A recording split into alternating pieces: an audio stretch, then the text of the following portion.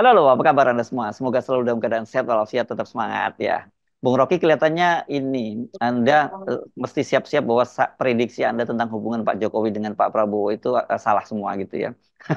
Karena karena tadi dalam acara halal bihalal dengan PBNU itu, nah ini disiapkan karpet merah dan datang beda dengan waktu PKS ya.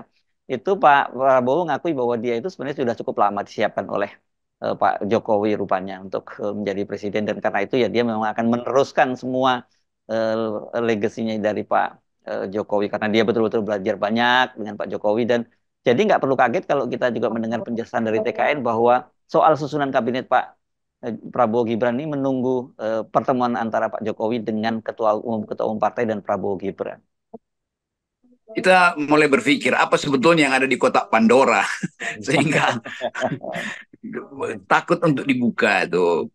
Tapi kotak Pandora pada akhirnya akan terbuka tuh. Apa yang Ya, menyebabkan Pak Prabowo itu disimpan di kotak Pandora oleh Jokowi atau ya, sebaliknya? ya, Jokowi disimpan oleh Pak Prabowo di kotak Pandora.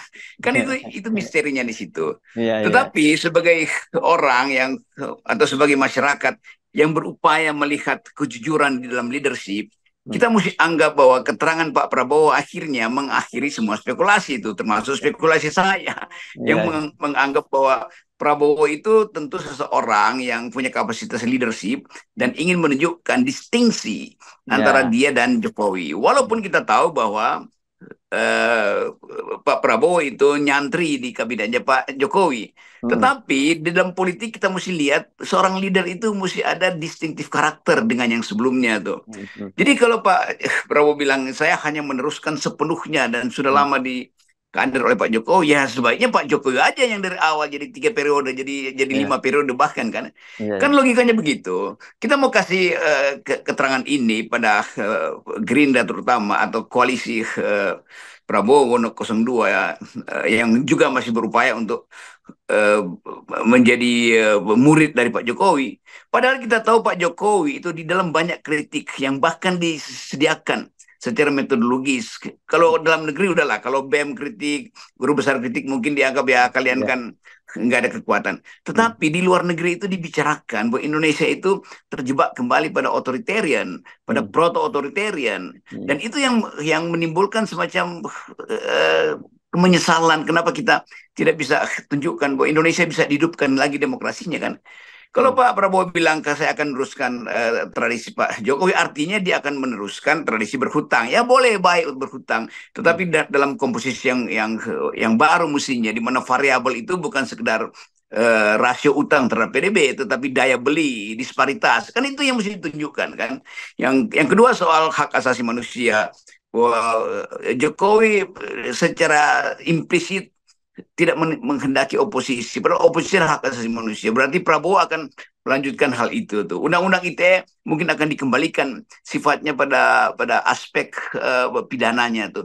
Jadi semua hal yang diterangkan oleh Pak Prabowo, kalau benar yang dia maksud bahwa dia dipersiapkan oleh Jokowi, artinya dia dipersiapkan untuk meneruskan semua kebijakan Jokowi, termasuk IKN, termasuk kereta cepat segala macam yang sebetulnya memboroskan anggaran, termasuk stunting yang 24%, termasuk macam-macam gitu. Nah, kita mau lihat sebetulnya diksi dari Pak Prabowo di awal pemerintahan dia nanti itu yang sudah terbaca bahwa ya buat apa sebetulnya uh, ada pemilu kalau sifat dari pemilu itu tidak menghasilkan perubahan. ya, ya. Walaupun kita tahu bahwa Prabowo memilih prinsip melanjutkan iya, tapi yang dilanjutkan apanya kan itu kan. Kan Mhm. semua indeks korupsi kita tuh turun terus, kita turun ke arah 37. Artinya hanya 37 orang Indonesia dari 100 orang yang jujur gitu. Apa ini yang mau dilanjutkan? Hmm, Indeks korupsi kita dalam tatapan Freedom House, dalam tatapan lembaga hak asasi manusia itu jatuh jauh di bawah. Apa itu yang mau diteruskan? hmm. Odious debt kita juga begitu tuh. Jadi kelihatannya Prabowo mungkin ya kalau dibilang kesirep ya memang kesirep akhirnya kan. Ya, ya, ya. Tetapi orang masih menganggap ya kan belum dilantik Prabowo di Oktober kan. Itu artinya semua hal yang dibayangkan oleh Pak Prabowo itu masih bisa dikendalikan oleh Pak Jokowi. Padahal kita tahu Prabowo sudah jadi leader. Nah, leader itu mesti tunjukkan leadership, bukan dealership. Ya, ya, ya. Tadinya saya termasuk orang yang mencoba juga punya analisis seperti Anda ya, bahwa ini pasti Pak bagaimanapun juga menyimpan strategi Pak Jokowi, Pak Prabowo terhadap Pak Jokowi gitu, sehingga seperti itu. Walaupun mungkin kepercayaan saya tidak sebesar Anda gitu. Tapi terpaksa dengan berbagai statement-statement dari Pak Prabowo belakangan ini, saya mulai mulai menjadi meragukan termasuk kepercayaan saya sendiri, keyakinan saya sendiri tentang Pak Prabowo. Saya menghitung itu karena di dalamnya ada Pak SBY. Jadi artinya Ya, sebetulnya kalau Prabowo tetap jadi eh, pendukung, ya akhirnya kan dia harus mendukung ya, ya. Pak Jokowi. Artinya Hmm. SBY juga sebetulnya mengizinkan Ya, atau mengiyakan ya. Prabowo mendukung. Hmm. Yang sebaliknya kita tahu bagaimana eh, SBY itu melakukan semacam tindakan politisasi di dalam langkah dia untuk tidak mendukung Anies tapi mendukung Pak Prabowo, tentu dengan kalkulasi bahwa kubu Pak SBY ini yang juga punya kemampuan untuk melihat potensi Prabowo ke depan, tentu memberi nasihat pada Prabowo kan, artinya Hmm. nasihat Pak Jokowi tidak didengar dong oleh Pak Prabowo tuh, Hmm. atau Pak Jokowi Pak SBY sendiri yang memang menganggap ya sebaiknya mendukung Jokowi. Nah kalau itu dari awal kita mulai Nah, mulai menunjukkan betapa pragmatis elit kita itu dalam berpolitik itu. Demikian juga hal yang sama terjadi pada Surya Paloh, terjadi pada Cak Imin tuh. Jadi hmm. kita mau nilai akhirnya ini memang kualitas kepemimpinan kita itu jauh jauh jauh di dalam threshold yang dibuat oleh pendiri bangsa kita. Ini Ya, orang-orang yang nggak ada prinsip sebetulnya tuh, yang ya, ya. terpaksa ada di dalam kekuasaan hanya untuk menyelamatkan rupiah yang makin merosot atau bisnis yang mulai terganggu. Jadi ide tentang negara kesejahteraan, ide tentang negara demokratis, ide tentang keadilan sosial yang diungkapkan bertahun-tahun oleh orang semacam Surya Paloh misalnya itu, ini adalah restorasi. Hmm, hmm. Akhirnya jadi restoran doang, bukan restorasi kan Ya, ya. sebetulnya. Demikian juga Cak Imin, ini kami perubahan, kami akan memberi Ya. pikiran alternatif. Akhirnya yang alternatif itu artinya sama dan sebangun dan dengan apa yang sebelumnya dia lakukan. Jadi Hmm. sebetulnya nggak ada soal buat kita. Kita anggap bahwa ya udah ini momentum untuk menilai bahwa memang tidak ada leadership yang kita ini bangsa ini dihuni oleh para dealer, bukan oleh para leader.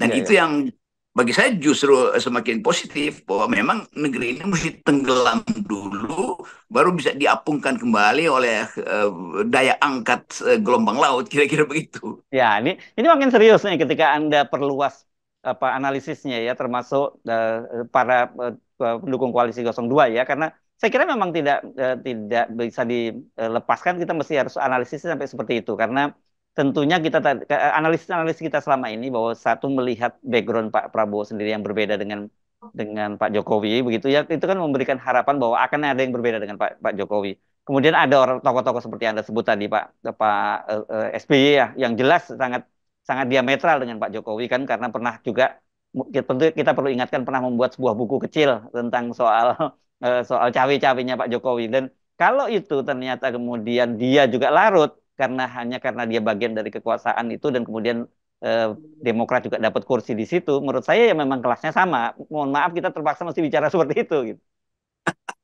Kelasnya sama.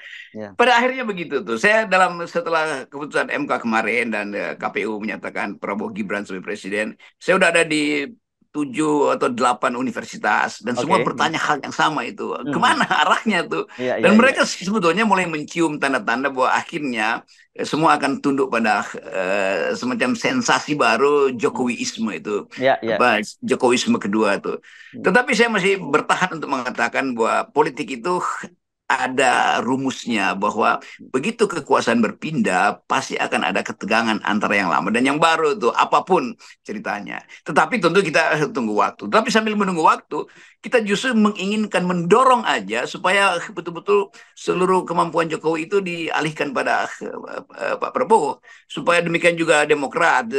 Deklarasikan aja bahwa kami Demokrat, Partai Demokrat, Pak SBY mungkin bisa bicara, kami memang dari awal juga dipersiapkan oleh Jokowi. Demikian juga PAN, demikian juga Iya, iya, iya, iya.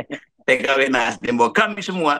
Jadi saya membayangkan nanti Prabowo memimpin semacam konferensi pers, sebelah kirinya ada Pak SBY, sebelah kanan ada Pak Surya Paloh, lalu agak jauhan sedikit ada Caimin, lebih jauh lagi ada Zulkifli, lalu sama-sama meneriakkan kami semua adalah murid Jokowi. Kan lebih enak begitu kan? Iya, iya, iya. Supaya orang nggak perlu lagi bikin analisis. Sementara di satu pihak Ibu Mega akan katakan kami akan memilih jalan alternatif. Kan itu lebih Ya, enak tuh. ya, ya, Jadi ya. terlihat bahwa memang kita mesti ada semacam sistem dua partai aja tuh. Ada yang betul-betul nekat untuk jadi murid dari Jokowi, dan ada yang betul-betul ingin menjadikan Jokowi sebagai contoh dari guru yang berkhianat pada Ya, PDIP. Kan gampang itu. ya, Jadi ya. sekali lagi bagi kita justru lebih mudah nanti kalau Aha. deklarasi itu dilakukan cepat-cepatnya dan dalam tempo dalam dan dengan cara saksama. Iya, iya, iya, iya, iya. Karena kalau kita teruskan tadi Pak Prabowo misalnya ketika pidato di PBNU juga menyatakan bahwa dia pergi ke Cina, kemudian ke Jepang itu juga atas sarannya Pak Jokowi, dan sekarang dia juga akan pergi ke Timur Tengah seperti yang disarankan oleh Pak Jokowi. Tetapi gini, yang juga yang mesti membuat kita bersiap-siap ya, dan kita juga prihatin itu adalah karena bagaimanapun NU ini adalah ormas terbesar ya di Indonesia, dan kita berharap tentu sebagai ormas dia juga memerankan peran kontrol. Tapi belum Ketua PBNU Yaya Stakuf sudah menyatakan bahwa tidak mungkin tidak mereka itu akan membersamai pemerintahnya Prabowo dan Gibran, karena kata dia mengutip lembaga-lembaga survei yang menyatakan bahwa pemilih terbesar dari Prabowo Gibran itu NU. Jadi mau nggak mau sukses tidaknya pemerintahan ini ya harus didukung oleh NU. Itu saya jujur mulai agak makin khawatir ini, karena di masa lalu kan apa yang terjadi, civil society itu juga tidak bergerak gitu, dan seperti kesirap juga dengan Pak Jokowi. Jadi kita bisa bayangkan semua ideologi partai tergantung pada hasil survei. Demikian Ya. juga kitoh NU misalnya tunggu hasil Hmm. survei Ya, ya, buat ya. buat buat memahami kitoh NU itu. Jadi NU sebagai masyarakat sipil yang didirikan demi membela pikiran-pikiran kebudayaan, pikiran-pikiran rohani, akhirnya mesti jadi bagian dari rejim kan. Itu Hmm. artinya apa yang ada di dalam pembicaraan petinggi-petinggi NU sehingga mengambil keputusan itu. Kan itu pertanyaannya, apakah di situ ada pembicaraan pragmatis atau oportunistik, atau di situ ada pembicaraan tentang masa depan demokrasi? Apakah di NU ada semacam uh, upaya untuk mendeteksi potensi pelemahan negara bangsa, pelemahan masyarakat sipil, pelemahan kaum intelektual, sehingga memutuskan untuk bergabung dengan kekuasaan? Kan bukan itu sebetulnya yang dimaksudkan di dalam kalau kita baca apa yang menjadi latar belakang pendirian NU dan kapasitas dia selama Orde Baru lalu berlanjut. Jadi akhirnya NU ingin menegaskan bahwa dia tidak mandiri sebagai komponen masyarakat sipil, dia berpihak pada kekuasaan tuh. Jadi udah hal-hal yang kita kita coba bayangkan, apakah Gus Dur akan lakukan hal yang sama, kita nggak tahu. Tapi kita mulai membaca bahwa ya udah kalau diputuskan begitu, toh NU punya jalan pikirnya sendiri, atau NU memang ingin mengambil cara yang tidak terduga, tapi bagi petinggi NU itu diduga sebagai bermanfaat bagi organisasi itu. Itu Ya. urusan petinggi NU. Tapi bagi urusan masyarakat sipil, tetap dilihat bahwa NU itu, Nahdlatul Ulama itu adalah bagian dari masyarakat sipil yang Yes. dengan kapasitas intelektual, kapasitas kebudayaan, dan kapasitas demografinya bisa menghalangi potensi otoritarisme, Betul. potensi ketidakadilan. Tapi NU akhirnya going native, mau bergabung dengan kekuasaan. Artinya itu ada pragmatisme di situ. Iya, Entah iya, iya. pragmatisme elit atau pragmatisme satu dua orang. Ya, ya, ya, ya. Karena ini ketika menyambut tadi dia disambut Yaya Stakuf bersama adiknya Yakult Khalil Qomas gitu ya, yang juga notabene adalah menterinya dari Pak Jokowi kan begitu. Jadi kita bisa menangkap secara tersirat, bahkan bukan tersirat lagi, saya kira tersurat ya, bahwa ini semacam pernyataan dari NU, gue punya peran besar loh ya dalam memenangkan kalian itu. Kira-kira kan begitu, dengan menyebut bahwa mayoritas pemilih NU itu memilih Prabowo Gibran. Artinya apa, porsi kita juga masih dapat porsi yang cukup besar di pemerintahan ini. Kan sebenarnya bahasanya seperti itu. Bayangkan misalnya kalau yang terpilih adalah Anies, maka Ya, NU akan disurvei lagi itu. iya, Demikian iya. juga pemilu berikutnya itu. Hmm, Jadi NU patokannya ada hasil survei hmm, hmm, hmm.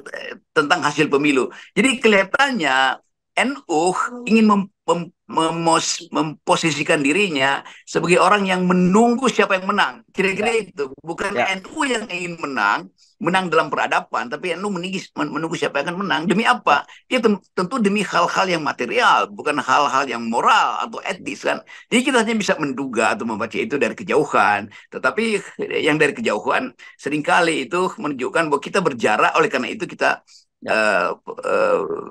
lebih lebih natural itu, lebih mampu untuk membuat penilaian. Nah, mereka yang ada di dalam tentu nggak bisa membuat penilaian, sama seperti orang yang ada di dalam potret nggak bisa melihat potretnya sendiri. Ya, ya, ya. Kan kita tuh kita dalam hal ini kita kritik semacam ini kepada NU karena bagaimanapun kita tahu kan kita tahu sejarah NU bagaimana dan kita berharap sebagai sebuah lembaga Muslim terbesar sebagai ormas terbesar Islam tuh dia tentu harusnya punya peranan besar dalam menjaga itu. Kalau dia larut dalam sebuah kekuasaan, nanti ketika terjadi apa-apa pada kekuasaan kan dia tidak bisa mengambil jarak dan melakukan kontrol kan. Itu NU artinya menjadi bagian dari political society Ya, ketimbang civil society. Jadi udah itu, ya udah itu sebuah organisasi yang besar, organisasi masyarakat sipil yang besar sebetulnya lebih kuat dari gabungan partai politik. Karena yes. partai politik itu bisa berubah-ubah orientasinya tergantung transaksi. NU kan nggak boleh berubah tuh. Ya, Karena apa yang diucapkan di 1926 itu berlaku sampai ke hati nurani pendukung NU di 2024 kan, ya. harusnya begitu tuh. Jadi mendukungnya oke, tetapi NU sendiri sebagai institusi peradaban dan berbasis pada keadilan sosial harusnya tidak ada dalam kekuasaan. Ya. Itu aja dasarnya atau simbolnya dari awal tuh. Yes, Tetapi oke. memang ada kalau kita baca riset ilmiah kan dianggap NU itu selalu akomodatif. Oh iya boleh akomodatif, tetapi bukan memamerkan itu sebagai kebutuhan material. Yes, oke. Dan saya kira kita tetap akan mengambil peran itu ya bersama dengan civil society dan bersama dengan rakyat. Ya, Bung Rocky. Ya, kita tetap adalah bagian dari mereka yang tidak ingin mengambang bersama kekuasaan. Yes, Lebih oke, baik baik. tenggelam bersama rakyat daripada mengambang bersama kekuasaan. Kita bukan tenggelam, kita menyelam bersama rakyat. Ya, karena kita mampu menyelami apa yang menjadi dasar keadilan dari masyarakat sipil. Oke, baik. Makasih, Bung Rocky. Yes, Ya, thank you. Yuk. iya.